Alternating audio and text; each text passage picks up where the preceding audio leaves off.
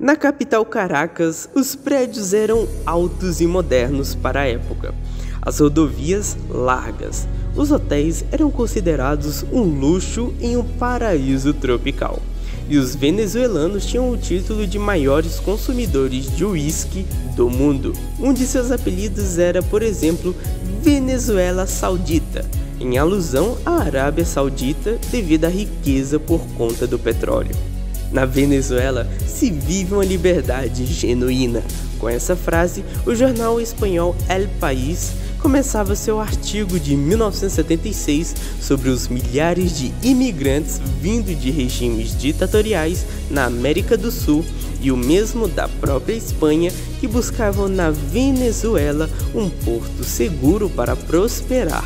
Foi por essa época também que os venezuelanos ficaram conhecidos em Miami como os Dame Dos, que é Me Dê Dois, numa brincadeira sobre o quão barato pareciam os produtos em relação à sua renda. Este era o cenário da Venezuela nos anos 50 até 80, totalmente diferente do que vemos hoje. E a pergunta que fica é: o que aconteceu na Venezuela? Iremos aprender isso no vídeo de hoje. Mas antes, preciso te pedir algo super importante, que você se inscreva em nosso canal, deixe o seu like e compartilhe esse vídeo com no mínimo 5 pessoas. Isso é muito importante para o nosso canal. E agora, vamos para o vídeo. Uma riqueza finita.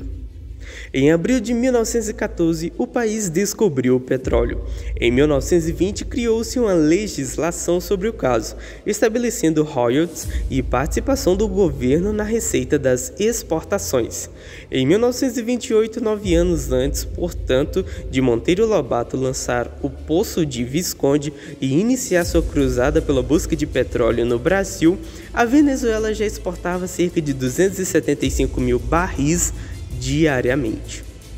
Pelas 6 décadas seguintes, o país se tornaria uma Arábia Saudita das Américas, em referência ao país governado pela monarquia de Saudi, maior produtor de petróleo do mundo. Sua economia cresceu, superando os países vizinhos e chegando a níveis elevados até para países considerados ricos. Como você já deve imaginar, ainda mais se esteve aqui pelo Brasil nos últimos anos.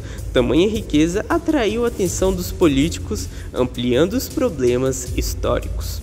Em 1958, porém, o ditador Marco Pérez Jiménez é deposto no 7º golpe de Estado da história do país, dentre os 11 contando os bem-sucedidos ou não, abrindo espaço para a 4ª República Venezuelana. A essa altura, o país já acumulava riqueza e impressionava pela disparidade com relação aos demais países do continente. Todo esse crescimento, porém, era escondente, com taxas elevadas de pobreza. Justamente por conta disso, o objetivo central da democracia venezuelana viria a se tornar, nos anos seguintes, a redistribuição de renda. Entre 1959 e 83, o desemprego no país se manteve na marca de 10%. No mesmo período, o crescimento médio do país foi de 4,3% ao ano. A inflação também era menor do que a registrada em outros países da América Latina. A estabilidade da moeda local, o bolívar, permitia que muitos venezuelanos conseguissem sair do país para temporadas de férias, principalmente com destino a Miami, nos Estados Unidos, vista como um paraíso do consumo. Nos anos 70, os venezuelanos tinham maior poder de compra entre os países da América Latina, quase 3 vezes maior do que os dos brasileiros, segundo o índice da OCDE, que é a Organização para a Cooperação e Desenvolvimento Econômico. Esse cenário durou até a década de 1990. Em meio ao choque global, com a crise de 73, os preços dispararam e a fartura se amplia. Também se ampliam, porém, os gastos públicos. Obras faraônicas são erguidas, elevando drasticamente a dívida pública. Ganho 2, logo gasto 4. Na ânsia de corrigir superficialmente os problemas sociais do país, o regime democrático ignora a dependência do petróleo, amplia suas apostas neste setor e, dessa maneira, ainda com maior benefícios para a população, mantém quase inalteradas boa parte das instituições. Não há por parte desta tentativa de aplacar os problemas sociais uma melhora para que o ambiente de negócios se torne favorável, a diversificação da economia e, claro, também não há qualquer preocupação com poupar. Os venezuelanos, inebriados pelo consumo de uísque, que naquela altura já havia se tornado o maior do planeta, superando ao da Escócia, nem por um momento estiveram próximos de criar uma espécie de fundo soberano, como fez a Noruega, para guardar recursos e resguardar a economia do país da enxurrada de dólares. Para os economistas, o nome sintomático é doença holandesa, ou, em resumo, quando o único setor da economia se torna tão dominante que se enveredar por outros caminhos começa a não fazer sentido. De cada 100 dólares que entravam no país, 95 dólares vinham do petróleo. Para piorar os recursos, ainda que abundantes, eram menores que aqueles que os governantes se dispunham a gastar, acarretando em dívidas. Uma crise sem dimensões. Os preços do petróleo começaram a cair. Entre 1981 e 83, as exportações do petróleo caíram de 19,3 bilhões de dólares para 13,5 bilhões. Com compromisso de gastos correntes e menos recursos, o governo então mergulha em uma espiral negativa. Em 18 de fevereiro de 1983, ocorre o que os venezuelanos passaram a chamar de Viernes Negros, Sexta-feira Negra. Em função de controles cambiais e do fim do padrão ouro, a cotação do Bolívar derrete. O país passara a integrar o time da década perdida, como ficaram conhecidos os países latino-americanos que sofreram em função da queda do preço das commodities e aumento da dívida, como o México, de onde surge o termo, ou o Brasil e a Argentina. Neste cenário de caos, Hugo Rafael Frias Chaves emerge e, mais uma vez, como no dia da marmota, promete compensar a população excluída com os recursos do petróleo. Como Bolívar ou Napoleão, loteia o Estado e drena os cofres da PDVSA, a estatal de petróleo do país.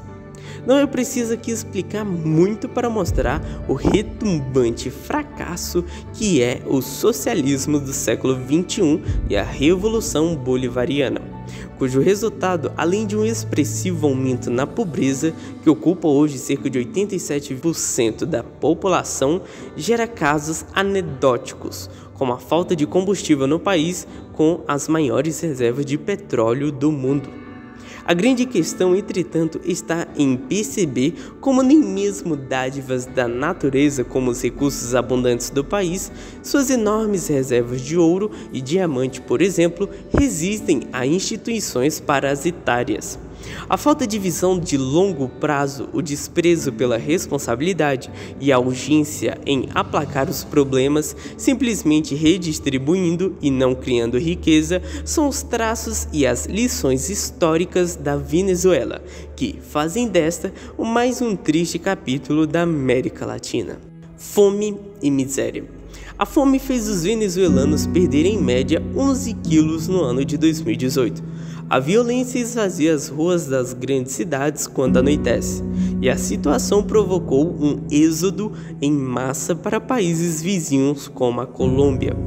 O relatório de julho de 2018 da OIM, Organização Internacional para Migrações, aponta que pelo menos 50 mil pessoas se fixaram no Brasil vindas da Venezuela até abril de 2018, um aumento de mais de 1000% em relação a 2015.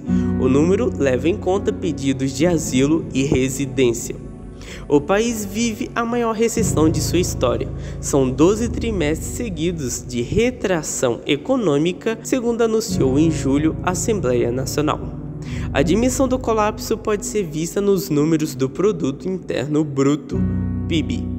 Entre 2013 e 2017, o PIB venezuelano teve uma queda de 37%. O fluxo de refugiados e migrantes vindos da Venezuela é o maior êxodo da história recente da América Latina. E a ONU estima-se que mais de 5 milhões de pessoas venezuelanas já deixaram seu país de origem. E esse foi o vídeo de hoje, mas não sai agora. O que você faria se pudesse ter em suas mãos o poder de ter uma vida boa e aprender mais sobre finanças? Isso pode acontecer ainda hoje. Quero te recomendar a leitura do livro A Mente Milionária. Nele você vai aprender vários segredos sobre finanças que podem mudar sua vida por completo. Caso tenha interesse, o link está na descrição. Se você gostou do nosso vídeo, peço que deixe o seu like, inscreva-se no canal e compartilhe esse vídeo com no mínimo 5 pessoas. Isso é muito importante para nós que produzimos conteúdo. Até a próxima!